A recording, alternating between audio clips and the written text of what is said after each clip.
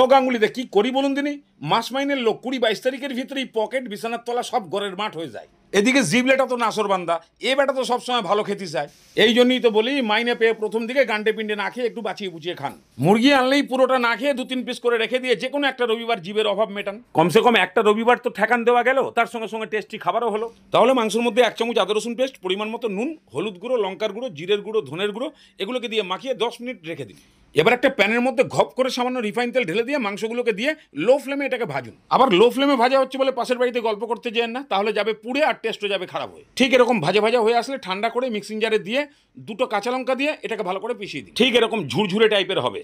এবারে যেমন ঝাল খাবেন সেই অনুযায়ী শুকনো লঙ্কা কাঁচা লঙ্কা নিলেই হলো, তবে শুকনো লঙ্কা ভাজাতে টেস্ট একটু বেড়ে যায়। তারপরে 1 মুঠ খানিক পেঁয়াজ আর ঘপ করে খানিকটা সরষের তেল ঢেলে দিয়ে এটাকে ভালো করে চটকে মেখে দিন। কি হচ্ছে কিছু বুঝতে পারা যাচ্ছে? একটু পরেই বুঝতে পারবেন, হেভি টেস্টি আইটেম। বাস এবারে ওই চিকেন বাটাটা দিয়ে দিন, পরিমাণ মতো নুন আর সামান্য একটু লেবুর রস, এগুলোকে দিয়ে ভালো করে চটকিয়ে মেখে দিয়ে একদম গরম ভাতে সামান্য একটু সরষের তেলও ওপরে ঢেলে দিলাম।